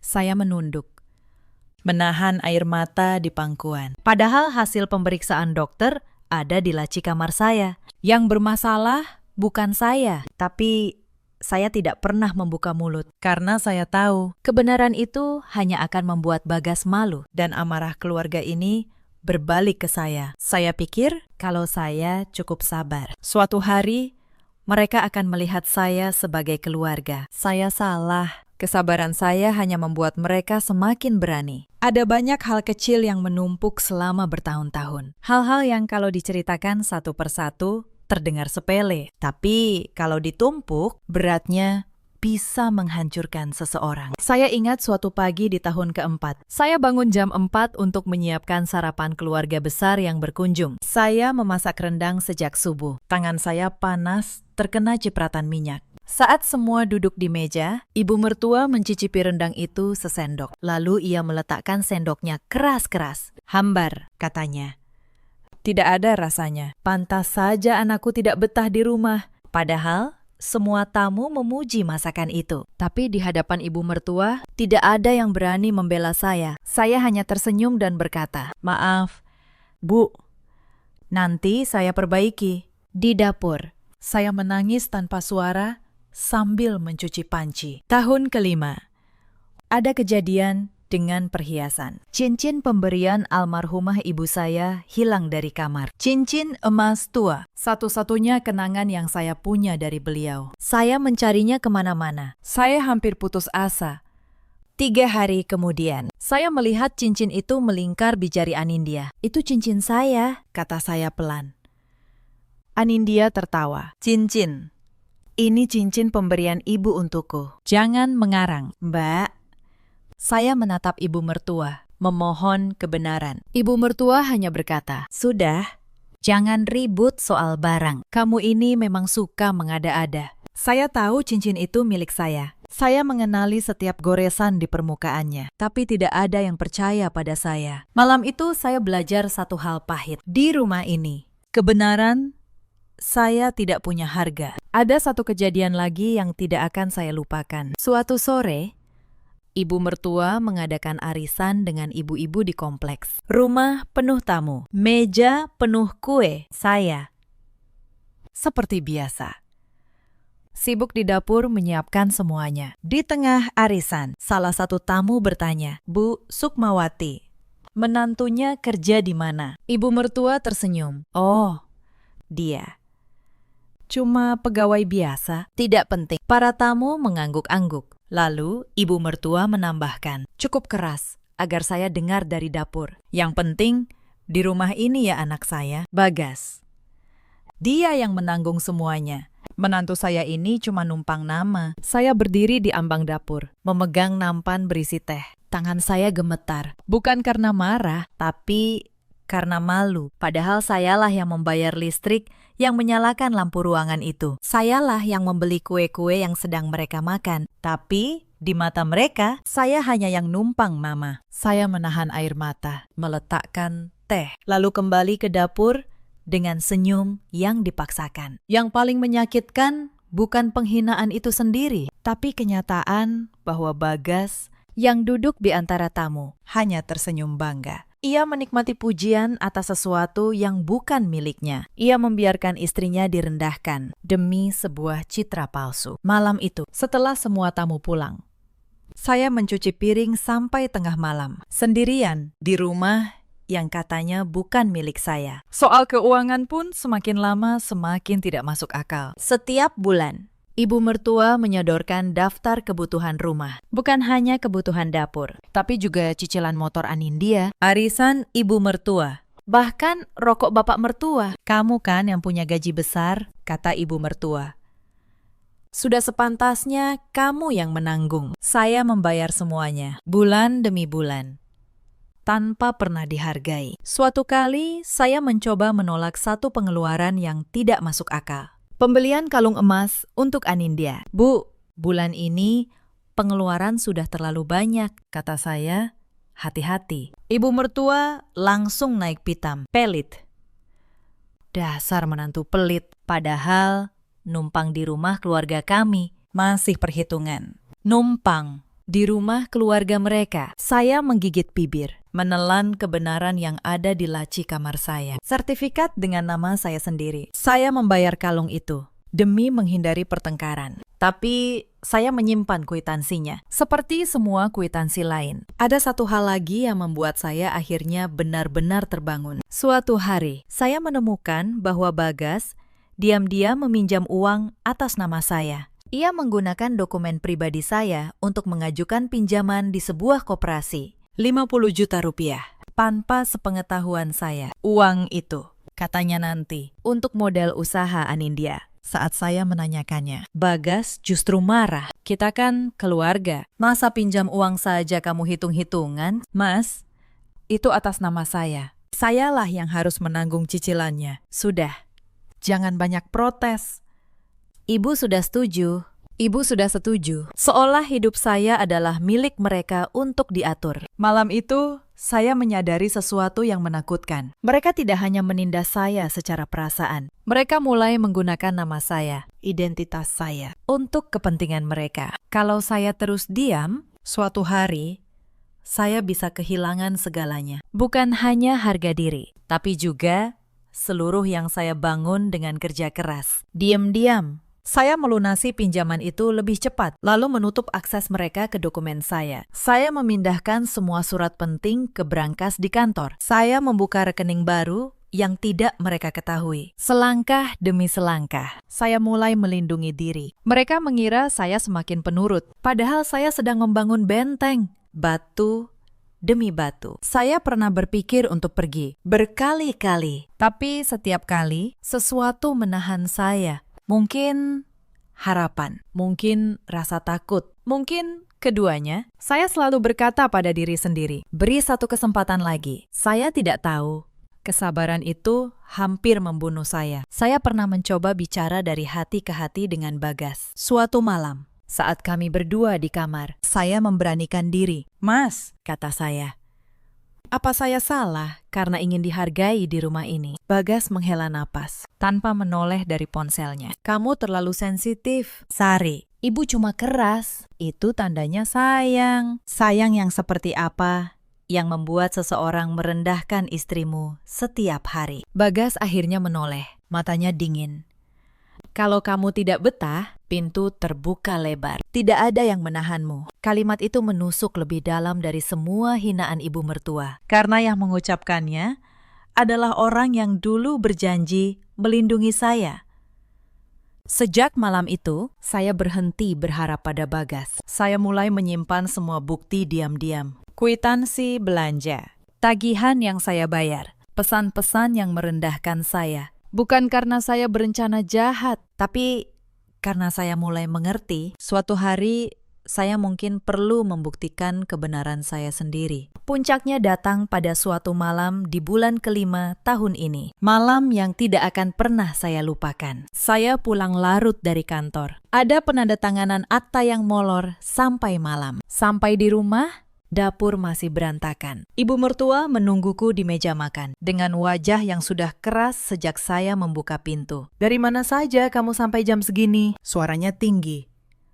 Maaf, Bu, ada pekerjaan yang harus selesai malam ini, jawab saya pelan. Pekerjaan, selalu pekerjaan. Suamimu makan apa? Kami makan apa? Saya menarik napas. Saya akan masak sekarang. Bu, tidak perlu, katanya.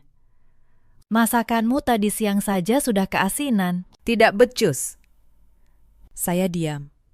Saya kira itu akhir dari semuanya. Tapi tidak. Ia berdiri, berjalan ke arah saya. Lalu, tangannya menyambar tangan kanan saya, menekannya ke permukaan meja. Kamu pikir karena kamu pegawai kantoran, kamu boleh seenaknya, desisnya. Saya belum sempat menjawab. Jari kelingking saya ditekuknya ke belakang. Keras. Sampai saya mendengar bunyi yang tidak wajar. Rasa sakit itu menjalar seperti sengatan listrik ke seluruh lengan. Saya menjerit. Tapi ia tidak berhenti. Satu persatu jari saya ditekan ke arah yang salah. Air mata saya jatuh ke meja kayu yang dingin. Saya menoleh ke arah Bagas, memohon dengan mata. Suami saya berdiri di ambang pintu dapur. Ia melihat semuanya. Dan ia tidak bergerak. Mas, tolong, kata saya, parau. Bagas hanya menghela napas. Ini salahmu sendiri, Sari. Kalau kamu menurut, ibu tidak akan begini. Saat itulah sesuatu di dalam dada saya retak. Bukan tulang. Sesuatu yang lebih dalam. 7 tahun saya bertahan demi pria ini. Dan saat saya tergeletak kesakitan di lantai dapur, ia memilih berdiri di pihak ibunya. Anindya muncul dari ruang tengah, memegang ponselnya.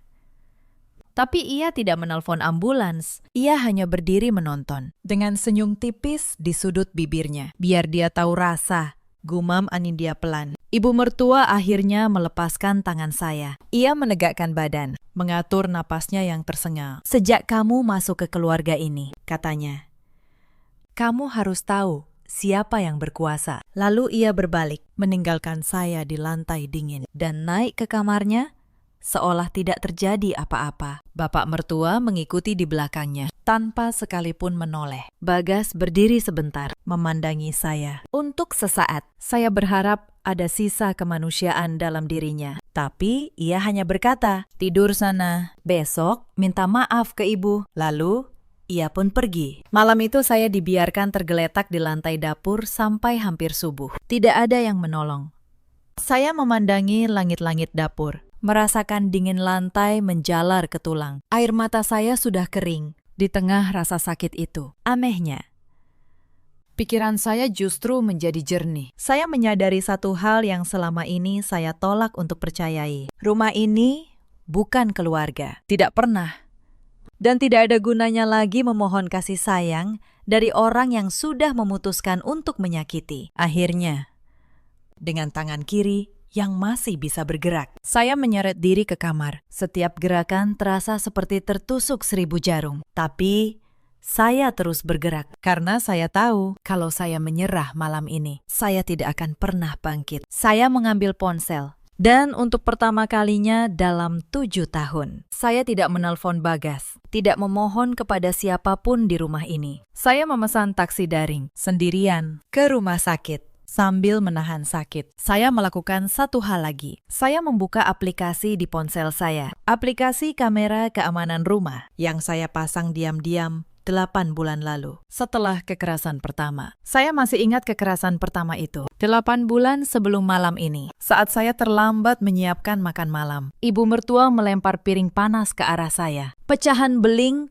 melukai lengan saya. Bekasnya masih ada sampai sekarang. Saat itu saya hanya menangis dan membersihkan lukanya sendiri. Tapi malam itu, sesuatu dalam diri saya berubah. Diam-diam. Keesokan harinya, saya memasang 4 kamera kecil di rumah. Saya bilang pada Bagas itu hanya untuk keamanan dari pencuri. Ia percaya, tidak ada yang curiga. Sejak itu, setiap kekerasan, setiap hinaan, setiap perlakuan buruk terekam tanpa mereka sadari. Saya tidak tahu kapan saya akan membutuhkannya, tapi saya tahu suatu hari kebenaran perlu punya saksi yang tidak bisa berbohong. 4 titik. Ruang tamu, dapur, teras, dan garasi. Tidak ada satupun dari mereka yang tahu. Rekaman malam itu tersimpan rapi di awan. Setiap detik, setiap kalimat. Saya menatap layar yang buram oleh air mata. Dan untuk pertama kalinya, saya tidak menangis karena sedih. Saya menangis karena lega. Karena akhirnya semuanya terekam. Perjalanan ke rumah sakit terasa panjang. Sopir taksi sempat bertanya, "Ibu tidak apa-apa." Wajah ibu pucat sekali. "Tidak apa-apa, Pakistan," jawab saya. "Tolong cepat sedikit." Di sepanjang jalan, lampu-lampu kota berkelebat di kaca jendela. Saya memeluk tangan saya yang sakit. Dan untuk pertama kalinya, saya merencanakan masa depan tanpa Bagas di dalamnya. Bukan dengan kebencian, tapi dengan ketenangan seseorang yang akhirnya tahu apa yang harus ia lakukan. Di rumah sakit, dokter jaga memeriksa tangan saya dengan kening berkerut. "Ibu, ini bukan kecelakaan biasa," katanya hati-hati. Pola patahnya seperti ditekan dengan sengaja. Saya hanya diam. "Apa yang sebenarnya terjadi?" tanyanya lagi. "Saya jatuh di dapur, dokter," jawab saya. Saya belum siap, belum saat itu. Tapi dokter itu namanya Dokter Marwan.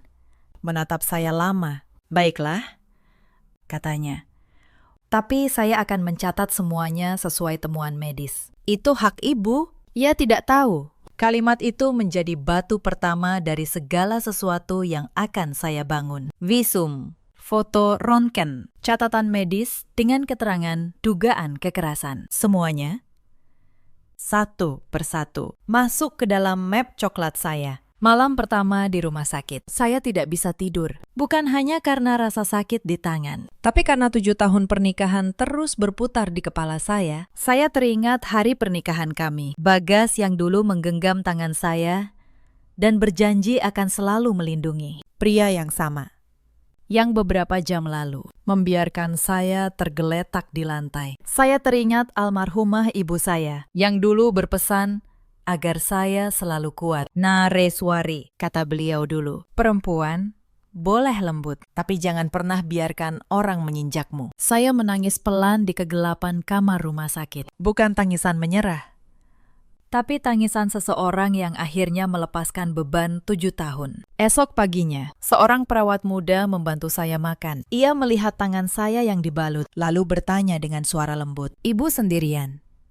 Tidak ada keluarga yang menemani." Pertanyaan sederhana itu hampir membuat saya menangis lagi. "Tidak ada," jawab saya pelan. "Tapi tidak apa-apa, saya sudah terbiasa." Perawat itu menggenggam tangan saya sebentar. "Ibu kuat," katanya. Saya bisa melihatnya. Kata-kata dari orang asing itu, anehnya, memberi saya kekuatan yang tidak pernah saya dapat dari keluarga sendiri. 3 hari saya dirawat. 3 hari tidak ada satupun dari keluarga itu yang datang. 3 hari saya gunakan untuk berpikir jernih. Saya menyusun rencana, langkah demi langkah di atas ranjang rumah sakit. Saya bukan lagi perempuan yang menangis di dapur. Saya adalah notaris yang tahu betul kekuatan sebuah dokumen. Dan untuk pertama kalinya, saya akan menggunakan keahlian itu untuk diri saya sendiri. Sampai hari keempat, pintu kamar saya terbuka tanpa diketuk. Ibu mertua masuk lebih dulu, diikuti bapak mertua dan Anindya. "Oh, masih hidup rupanya," kata ibu mertua sambil melipat tangan. "Drama sekali. Cuma jari sakit saja, sampai harus opnam." Anindya tertawa kecil. "Mungkin biar dikasihani, Bu." Saya menatap mereka dari ranjang. Tenang, saya tidak menjawab. Diam saya membuat ibu mertua makin berani. "Dengar ya," katanya menunjuk wajah saya. "Begitu kamu pulang, kamu minta maaf di depan seluruh keluarga. Kamu yang sudah mempermalukan kami dengan kabur ke rumah sakit. Minta maaf, saya yang harus minta maaf." Saya hampir tertawa, tapi saya menahannya. "Baik, Bu," kata saya pelan. "Nanti kita bicara di rumah." Mereka pergi dengan dagu terangkat, merasa menang. Mereka tidak tahu setiap kata yang baru saja mereka ucapkan terekam oleh ponsel yang saya letakkan menghadap mereka di atas nakas. Hari kelima. Sesuatu yang lebih licik terjadi. Pagi-pagi, Dokter Marwan masuk ke kamar dengan wajah serius. "Ibu Nareswari, ada hal yang harus saya sampaikan," katanya. "Tadi malam, ada beberapa orang datang ke meja informasi, mengaku keluarga ibu." Saya mengerutkan kening. Mereka bilang, "Dokter," Marwan ragu sejenak, "bahwa ibu punya masalah kejiwaan, kecenderungan menyakiti diri sendiri, dan bahwa luka ini ibu buat sendiri." Saya membeku. Mereka meminta rekam medis ibu untuk, katanya, keperluan pengobatan jiwa. Lanjutnya, "Tentu saja kami tolak. Itu melanggar prosedur." Jadi begitu rencana mereka. Bukan sekadar memukul saya. Mereka ingin menjadikan saya orang gila, supaya kalau suatu hari saya bicara, tidak ada yang percaya. Supaya luka di tangan saya berubah menjadi bukti bahwa sayalah yang bermasalah. Untuk sesaat, saya merasa tanah di bawah saya runtuh. Lalu, perlahan, kemarahan itu berubah menjadi sesuatu yang lebih dingin. Sesuatu yang jernih. Saya menatap dokter. "Marwan, dokter, boleh saya minta tolong?" "Tentu. Tolong catat juga kunjungan mereka semalam, lengkap dengan apa yang mereka minta. Saya butuh itu untuk perlindungan saya sendiri." "Dokter," Marwan mengangguk pelan. "Akan saya pastikan tercatat resmi." Saya berterima kasih. Dan di dalam hati, satu persatu, saya mulai menyusun. Bukan rencana balas dendam, tapi rencana keadilan. Hari itu juga, saya menelpon seorang sahabat lama. Namanya Pak Tono, pengacara, sekaligus teman seangkatan saya dulu di kampus hukum. "Sari, lama sekali tidak ada kabar." Sapanya hangat di telepon. Lalu suaranya berubah serius saat saya menceritakan semuanya. "Kamu di rumah sakit mana sekarang?" tanyanya. "Aku ke sana sekarang juga." Sore itu Pak Tono datang membawa map kosong dan perekam suara. Ia mendengarkan cerita saya dari awal sampai akhir. "Sari," katanya setelah lama terdiam, "selama ini kamu menanggung ini sendirian." Saya hanya mengangguk. "Mulai sekarang, tidak lagi," katanya tegas. "Kita susun ini dengan benar. Hukum ada di pihakmu, asal buktinya rapi." Untuk pertama kalinya sejak malam itu, saya merasa tidak sendirian. Pak Tono membantu saya menyusun semuanya seperti seorang notaris menyusun akta. Pertama, visum dari rumah sakit sudah ada. Kedua, rekaman kamera keamanan malam itu sudah tersimpan di awan. Ketiga, keterangan resmi soal fitnah gangguan jiwa. Dr. Marwan sudah mencatatnya. Keempat, riwayat keuangan. Semua tagihan rumah yang saya bayar selama 7 tahun tersimpan di rekening koran saya. Kelima, sertifikat rumah atas nama saya, Sari, kata Pak Tono sambil menata berkas. "Kamu ini notaris, tapi kamu lupa satu hal." "Apa?" "Kamu lupa bahwa kamu sendiri punya semua senjata. Kamu hanya terlalu lama memilih untuk tidak menggunakannya." Saya tersenyum tipis. Iya benar, sementara saya menyiapkan semuanya dengan tenang di luar. Keluarga Wirakusuma justru semakin liar. Mereka mengira saya akan pulang dengan kepala tertunduk. Bagas mengirim pesan bertubi-tubi. Bukan pesan minta maaf, tapi pesan ancaman. "Cepat pulang. Jangan bikin malu keluarga. Kalau tidak, kamu yang rugi." Saya membaca pesan itu, lalu menyimpannya. Sebagai bukti tambahan, Anindya bahkan menelpon kantor saya, berpura-pura menjadi saya. Ia mencoba menggali informasi soal sertifikat rumah dari rekan-rekan saya. Untungnya, semua rekan saya tahu betul suara saya. Mereka justru melaporkan semuanya kepada saya. Setiap langkah curang yang mereka ambil, tanpa sadar, menambah bukti di tangan saya. Pada hari kelima, ibu mertua datang lagi ke rumah sakit. Kali ini sendirian. Wajahnya sudah tidak segarang sebelumnya. "Nareswari," katanya. Mencoba terdengar lembut. "Sudahlah, kita keluarga. Tidak perlu sampai begini." Saya menatapnya dari ranjang. "Begini bagaimana?" "Bu," tanya saya tenang. "Kamu tahu maksudku. Jangan dibesar-besarkan. Apa kata orang nanti kalau tahu ada masalah di keluarga kita?" Saya hampir tertawa. Selama 7 tahun. Ia tidak pernah peduli pada perasaan saya. Sekarang, saat dirinya yang terancam, tiba-tiba kami menjadi keluarga. "Bu," kata saya. Saya rasa yang seharusnya memikirkan kata orang, bukan saya. Ia menatap saya tajam, lalu pergi tanpa kata. Ponsel di nakas saya sekali lagi merekam seluruh percakapan itu. Malam sebelum saya pulang, saya berbaring memandang langit-langit kamar rumah sakit. 7 tahun terbayang seperti film yang diputar cepat. Semua hinaan, semua air mata yang saya telan, semua malam saat saya merasa tidak berharga. Tapi anehnya, saya tidak lagi merasa sakit. Saya merasa tenang karena besok, untuk pertama kalinya, saya akan berhenti menjadi perempuan yang memohon untuk dihargai. Besok, saya akan berdiri. Pada hari yang sama, telepon saya berdering. Nomor tidak dikenal. "Halo, apakah ini Ibu Nareswari?" "Ya, saya sendiri. Saya Pak Wibisana, dari kantor notaris rekan Ibu. Maaf mengganggu di masa pemulihan." Pak Wibisana adalah senior saya, orang yang dulu membantu saya mengurus satu dokumen penting 7 tahun lalu. "Ada keluarga yang menghubungi kantor," katanya, menanyakan tentang sertifikat rumah di Kebayoran Baru. Mereka ingin tahu prosedur balik nama. Saya tersenyum tipis di ranjang rumah sakit. Mereka bilang, itu rumah keluarga mereka. "Begitulah," jawab Pak Wibisana. Tapi saya tidak menjawab apapun. Saya hanya ingin memastikan dulu dengan Ibu. "Terima kasih, Pakistan," kata saya.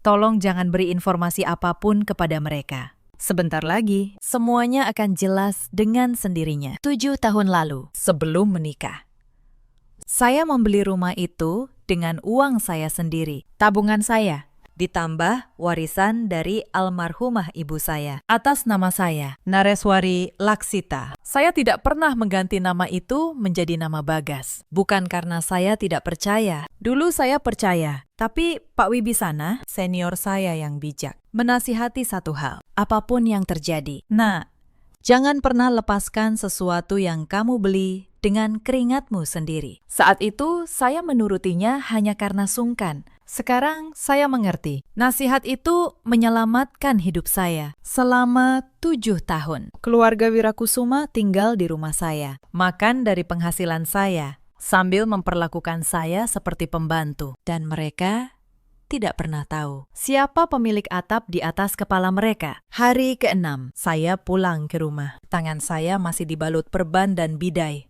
Begitu pintu terbuka, suasana sudah disiapkan untuk mempermalukan saya. Seluruh keluarga besar berkumpul di ruang tamu. Paman, bibi, sepupu Bagas. Semua dipanggil. Ibu mertua duduk di tengah. Seperti hakim. Nah, sudah pulang, katanya. Sekarang di depan semua keluarga. Kamu minta maaf. Saya berdiri di ambang pintu, memandang wajah-wajah yang sudah siap menghakimi. Minta maaf untuk apa, Bu? Tanya saya tenang. Untuk semuanya. Untuk kelakuanmu yang memalukan keluarga ini, Anindya menambahi. Iya, Mbak. Kamu kabur ke rumah sakit. Bikin malu. Padahal kamu sendiri yang aneh. Suka menyakiti diri sendiri kan? Beberapa kerabat mulai berbisik, menatap saya dengan curiga. Racun yang mereka tanam sudah mulai tumbuh. Saya berdiri tegak.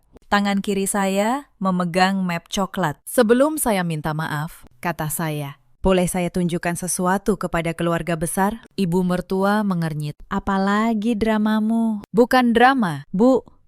Hanya beberapa fakta. Saya berjalan pelan ke tengah ruangan. Saya mengeluarkan ponsel saya, menyambungkannya ke televisi besar di ruang tamu. Ini, kata saya, kejadian malam itu. Di dapur ini juga, layar menyala.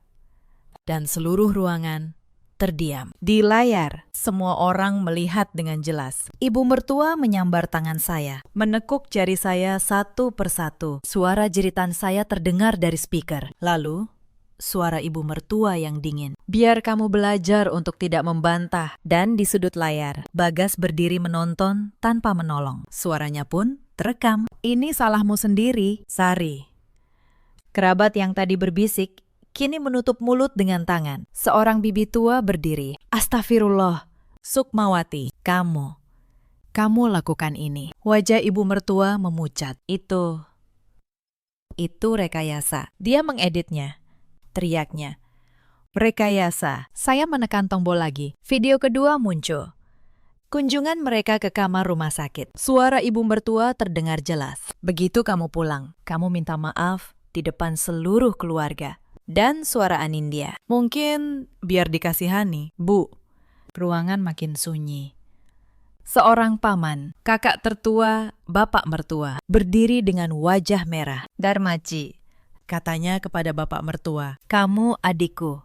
Tapi apa yang terjadi di rumah ini sungguh memalukan keluarga besar kita. Bapak mertua tidak berani mengangkat wajah. Beberapa kerabat perempuan mulai menatap ibu mertua dengan jijik. Bisik-bisik yang tadi menyerang saya, kini berbalik arah. Pantas saja menantunya sampai masuk rumah sakit.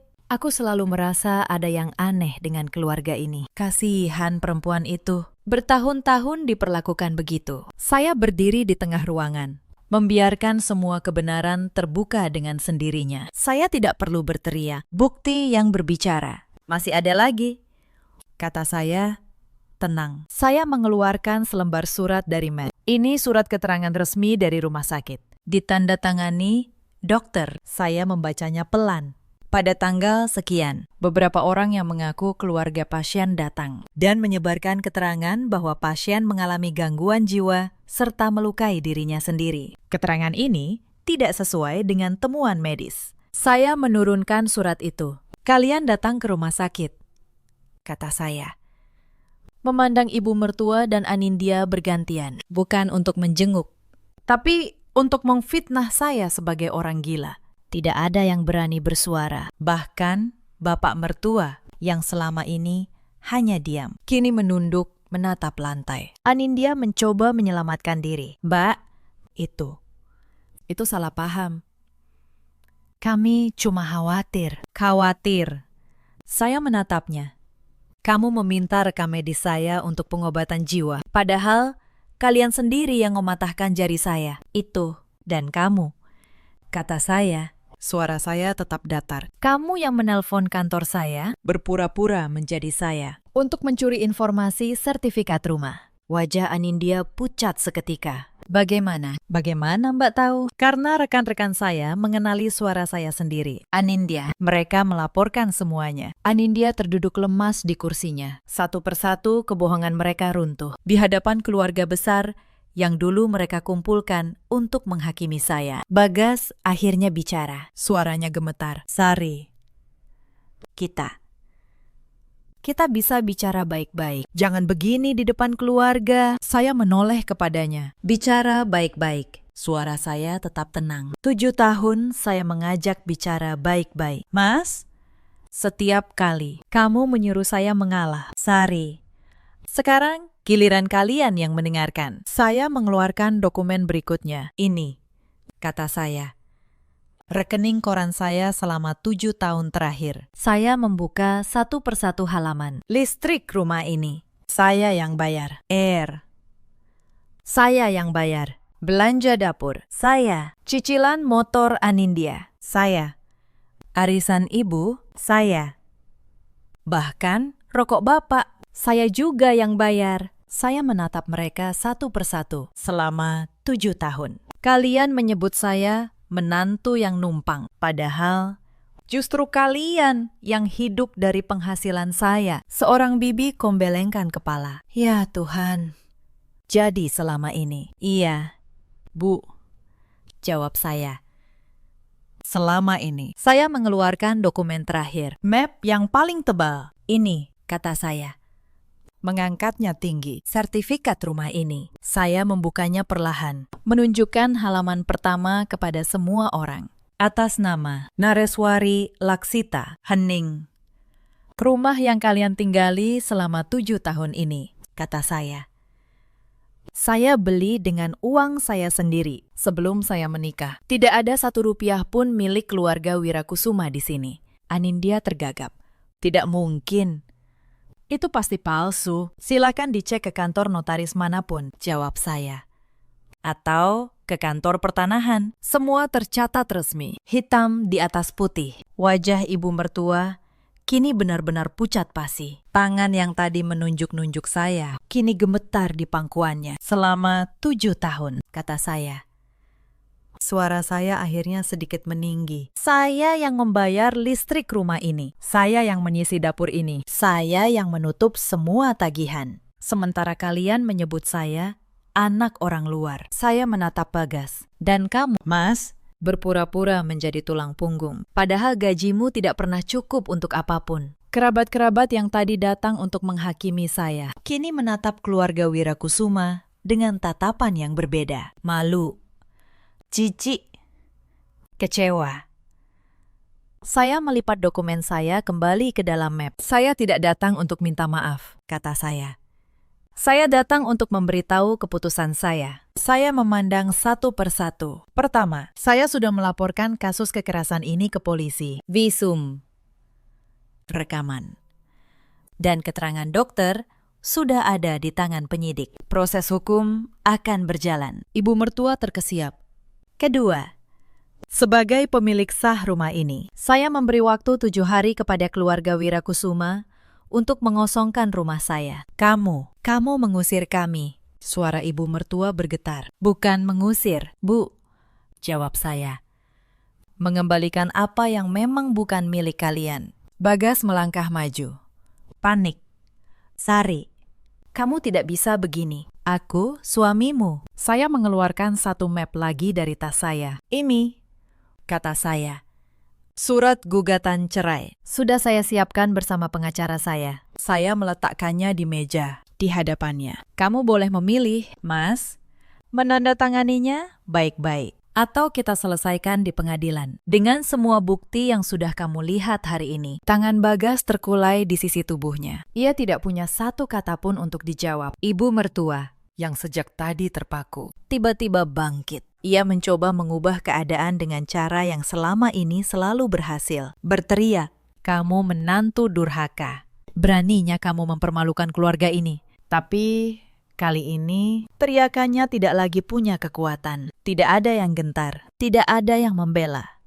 Bibi yang tadi berdiri menatapnya tajam. "Sukmawati, duduk. Kamu yang seharusnya malu. Untuk pertama kalinya dalam 7 tahun, saya melihat ibu mertua kehabisan kata." Ia terduduk kembali, tubuhnya gemetar. Kekuasaan yang ia bangun di atas ketakutan orang lain runtuh dalam satu sore. Saya mengambil tas saya, lalu berjalan menuju pintu. Di ambang pintu, saya berhenti sejenak. 7 hari, kata saya tanpa menoleh. Saya tunggu rumah ini kosong dalam 7 hari. Lalu, saya melangkah keluar, menghirup udara sore yang segar. Untuk pertama kalinya dalam 7 tahun, saya merasa bisa bernapas. Hari-hari setelah itu berjalan cepat, seperti bendungan yang akhirnya jebol. Keesokan paginya, saya dan Pak Tono mendatangi kantor polisi. Kami menyerahkan semua bukti. Visum, rekaman kamera, keterangan dokter soal fitnah, pesan-pesan ancaman dari Bagas. Penyidik yang menerima laporan saya membaca berkas itu dengan kening berkerut. "Ibu," katanya, "dengan bukti selengkap ini, kasus ini akan kami proses serius." Saya mengangguk. Itu yang saya harapkan. Pakistan, saya hanya ingin keadilan. 3 hari kemudian, polisi memanggil ibu mertua untuk dimintai keterangan. Perempuan yang selama ini merasa berkuasa. Untuk pertama kalinya duduk gemetar di ruang penyidikan. Ia mencoba berkelit, mengatakan saya yang memancing emosinya. Tapi rekaman kamera tidak bisa dibantah. Setiap detik kekerasan itu terekam jelas. Tidak ada celah untuk berbohong. Anindya, yang ikut menyebarkan fitnah gangguan jiwa, turut diperiksa. Keterangan resmi dari rumah sakit menjadi bukti bahwa fitnah itu disengaja. Kabar itu menyebar cepat di kalangan keluarga besar dan tetangga. Keluarga Wirakusuma yang dulu suka memamerkan kehormatan, kini tidak berani menampakkan wajah. Tetangga yang dulu menghormati ibu mertua, kini berbisik saat ia lewat. Arisan yang dulu ia pimpin dengan bangga, kini tidak lagi mengundangnya. Kehormatan yang ia bangun selama puluhan tahun, hancur dalam hitungan hari. Bukan karena saya menyebarkannya, tapi karena kebenaran pada akhirnya selalu menemukan jalannya sendiri. Pada hari ke-7, keluarga Wirakusuma mengosongkan rumah saya. Saya tidak datang menyaksikan. Pak Tono yang mengabari, semuanya sudah pergi. Mereka pindah ke sebuah rumah kontrakan kecil di pinggir kota. Dari rumah 2 lantai di Kebayoran Baru, ke kontrakan sempit di gang yang padat. Bukan saya yang menjatuhkan mereka, mereka jatuh karena beban dari perbuatan mereka sendiri. Bapak mertua datang menemui saya beberapa hari kemudian. Untuk pertama kalinya, ia bicara panjang. "Nareswari," katanya dengan suara serak. Bapak minta maaf. Bapak diam selama ini, dan diam Bapak adalah kesalahan terbesar." Saya menatapnya. Tidak ada kemarahan lagi di dada saya, hanya lelah. "Pakistan," kata saya. "Permintaan maaf Bapak saya terima, tapi keputusan saya tidak berubah." Ia mengangguk. "Bapak mengerti. Bapak tidak berhak meminta lebih." Sebelum pergi, ia berkata pelan, "Kamu perempuan yang kuat. Maaf, kami terlambat menyadarinya." Tentang Bagas, ia sempat datang berkali-kali, memohon. Ia menangis di depan pintu, mengatakan ia hilaf, ia akan berubah. Suatu malam, ia datang membawa sekeranjang bunga dan berdiri di teras berjam-jam. "Sari, beri aku satu kesempatan lagi," katanya. "Aku akan usir ibu kalau kamu mau, apapun." Saya membuka pintu, menatapnya tenang. "Kamu tahu, Mas," kata saya, "saat aku tergeletak di lantai dapur malam itu, aku memohon padamu dengan mata. Satu hal saja, tolong." Bagas tertunduk, dan kamu memilih menghela napas, lalu pergi tidur. Sekarang kamu menawarkan untuk mengusir ibumu hanya karena kamu kehilangan rumah dan istri. Sari, aku. Ada luka yang tidak bisa disembuhkan oleh air mata yang datang terlambat. Mas, pulanglah. Saya menutup pintu pelan-pelan. Dan kali ini, hati saya tidak lagi bergetar. Saya menandatangani perceraian itu dengan tangan yang sudah mulai pulih. Di ruang sidang yang sederhana, hakim mengetuk palu. Dan ketika pena saya terangkat dari kertas, saya merasakan sesuatu yang sudah lama hilang. Kebebasan. Saya berjalan keluar dari gedung pengadilan, menatap langit yang cerah. 7 tahun, beban terangkat dari pundak saya dalam satu tanda tangan. Untuk pertama kalinya sejak lama, saya tersenyum tanpa beban. Ibu mertua akhirnya dijatuhi hukuman atas tindak kekerasan yang dilakukannya. Bukan hukuman yang berat di mata hukum, tapi cukup untuk meruntuhkan kehormatan yang selama ini ia banggakan. Anindya mendapat sanksi atas keterangan palsu yang ia sebarkan. Bagas kehilangan tempat tinggal, kehilangan istri, dan kehilangan topeng yang selama ini ia kenakan. Saya dengar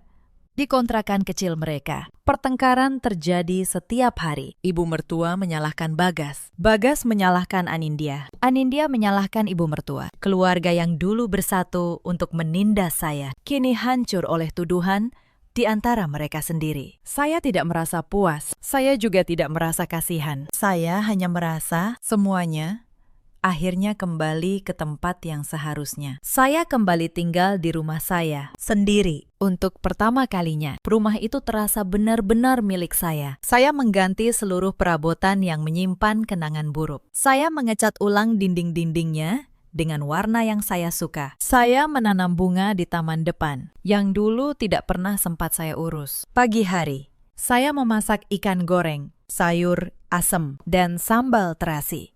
Makanan sederhana yang dulu tidak pernah sempat saya nikmati dengan tenang. Saya makan di meja yang sama. Meja tempat jari saya pernah dipatahkan. Tapi kali ini tidak ada yang menghakimi saya. Hanya ada saya dan ketenangan yang sudah lama saya rindukan. Karier saya sebagai notaris justru semakin berkembang. Saya lebih fokus, lebih percaya diri. Tidak lagi terbebani masalah di rumah. Kasus saya tanpa saya sangka sampai ke telinga banyak perempuan lain. Beberapa dari mereka datang ke kantor saya, diam-diam, dengan luka yang sama seperti saya dulu. Ada yang ditindas mertua, ada yang diabaikan suami, ada yang ditipu soal harta. Saya mendengarkan cerita mereka, satu persatu. Saya membantu mereka, bukan hanya mengurus dokumen, tapi memberitahu satu hal, bahwa kesabaran ada batasnya. Dan setelah batas itu, kita berhak memilih diri kita sendiri. Saya bahkan membuka konsultasi gratis sebulan sekali, khusus untuk perempuan yang mengalami kekerasan dalam rumah tangga. Saya ingin tidak ada lagi perempuan yang merasa sendirian, seperti saya dulu. Suatu sore, Anindya pernah menelpon saya. Suaranya sudah tidak setajam dulu. Mbak, maaf. Kami salah. Saya mendengarkan sampai habis. Lalu, saya berkata pelan, yang sudah terjadi, biar menjadi pelajaran untuk kalian dan untuk saya. Mbak masih marah? Tidak, jawab saya.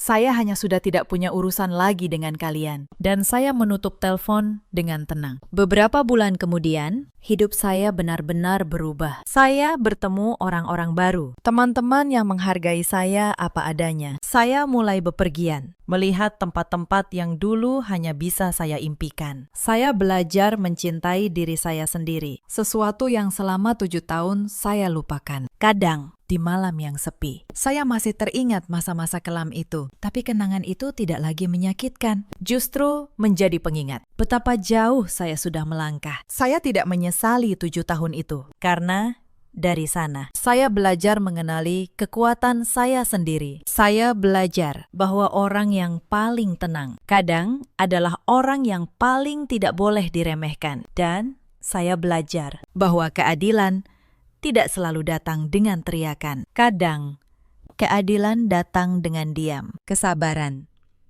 dan bukti yang tersimpan rapi. Cerita ini mengajarkan satu hal. Jangan pernah menilai kesabaran seseorang sebagai kelemahan. Dan jangan pernah merasa aman saat menindas orang yang diam, karena diam kadang bukan tanda menyerah. Diam adalah saat seseorang sedang mengumpulkan kekuatan. Di luar sana, ada banyak perempuan seperti saya dulu yang menelan setiap penghinaan demi menjaga sebuah pernikahan, yang mengira kalau ia cukup baik, suatu hari ia akan dihargai. Ada juga banyak suami seperti Bagas yang memilih diam saat seharusnya melindungi, yang menyebut kepengecutannya sebagai menjaga perdamaian. Dan ada pula para mertua yang merasa karena lebih tua, mereka berhak menyakiti. Mereka lupa bahwa setiap perbuatan pada akhirnya akan kembali. Saya, Nareswari, tidak menjadi kuat karena saya membenci. Saya menjadi kuat karena saya akhirnya berhenti memohon untuk dicintai oleh orang yang tidak menghargai saya. Matahari sore turun perlahan di kawasan Kebayoran Baru. Lampu-lampu jalan mulai menyala, menerangi jalan pulang. Saya menarik napas dalam-dalam. Udara terasa sedikit dingin. Musim hujan akan datang, tapi saya tahu musim semi pun suatu hari pasti akan tiba. Dan badai yang dulu mematahkan sayap saya pada akhirnya justru mengajari saya cara untuk terbang kembali. Dalam hidup, kita selalu punya pilihan untuk terus bertahan dalam sesuatu yang menghancurkan kita, atau untuk berani melepaskannya. Kalau kalian punya kisah serupa, ceritakan di kolom komentar. Terima kasih, sahabat, sudah menemani sampai akhir cerita ini. Sampai jumpa di kisah berikutnya.